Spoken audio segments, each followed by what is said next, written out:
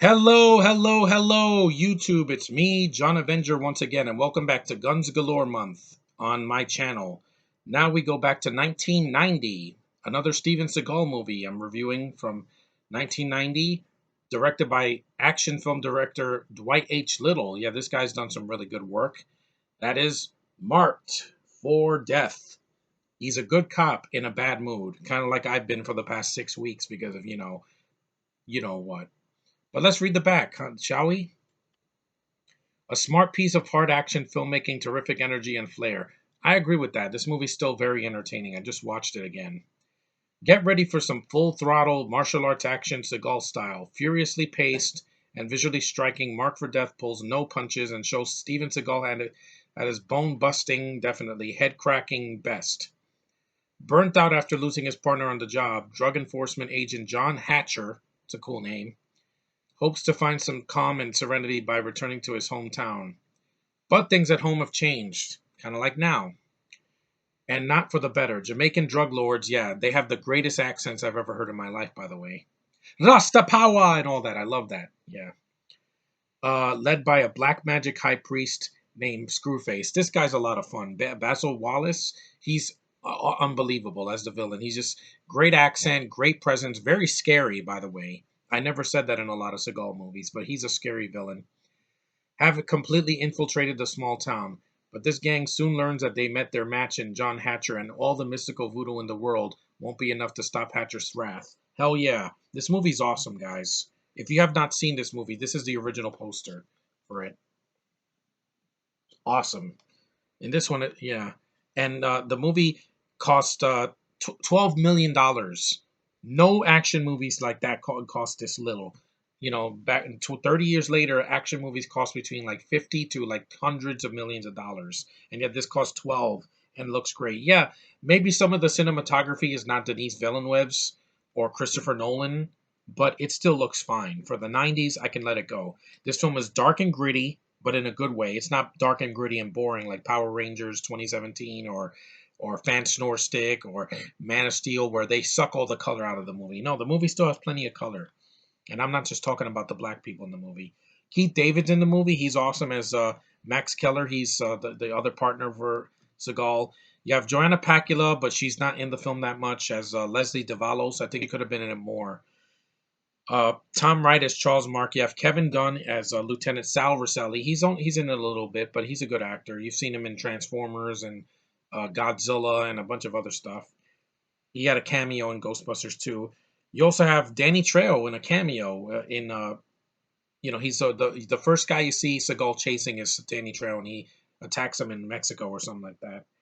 And there's some things I didn't like in the movie. One, the film has some filler in it. Like, I don't care for the voodoo stuff, like them cutting a head off a chicken and a lady's getting naked. No, it's too dark, too grim for me.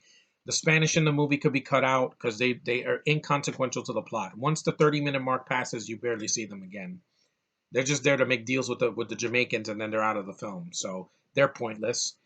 And also, there's no humor in the movie. Like, I wish there was a little bit more, like a joke or two, because the movie's very dark. Like, it's one of the darkest Seagal movies ever, the darkest of the '90s. And but I wish they could have like cracked a joke or something just to smile. Like everybody's taking this movie so seriously, which I get. But yeah, I like the soundtrack. That's good. The soundtrack and the musical score is really well done by James Newton Howard. He does a good job with that.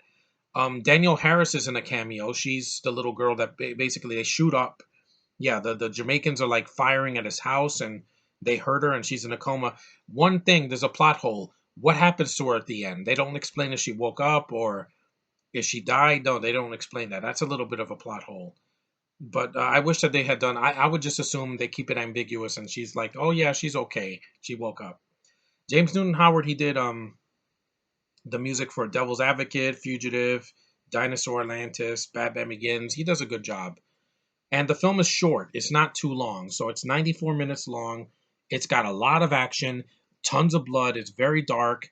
The action sequences are not boring. They're well shot. Dwight H. Little knows how to hold a freaking camera. Seagal's good in the movie. It's fine. He's badass and doesn't say much, which is fine. And he has these guns that pack a huge punch.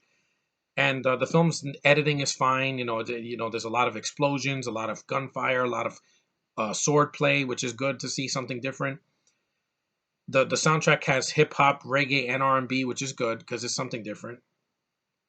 And like I said, the film is fast paced. It doesn't take an hour for something to happen. And I know I said that before. And I'm not going to go talk about the Rehash trilogy this time. This time it's about Seagal. The film, yeah, it's one of Seagal's best films, easily. I prefer this over Hard to Kill and Fire Down Below and some of his direct-to-video stuff in the 2000s and the 2010s, because here they put effort. As much as I wish it had a lighter tone, it still works for the dark tone. And like I said, the acting's really good for the most part.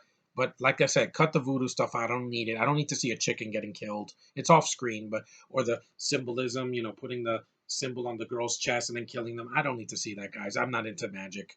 I don't mess with forces I don't understand. I've been locked up for 6 weeks. So, but if you want to see a Seagal movie that's really awesome from the 90s and you're locked home, watch it. If you have it on DVD or Blu-ray, watch it or stream it. It's worth your time. I wish this had special features because this film would have been nice to hear Dwight Little give a commentary because I really like his style. And like I said, it's short. It's not too long, so it doesn't drag on for 2 hours. And short and sweet is where it's at. Sometimes you got to hit the sweet spot. 90 minutes, an hour and 40. That's it. 2 hours should only be for a Marvel, DC movie, or certain other things, and not boring.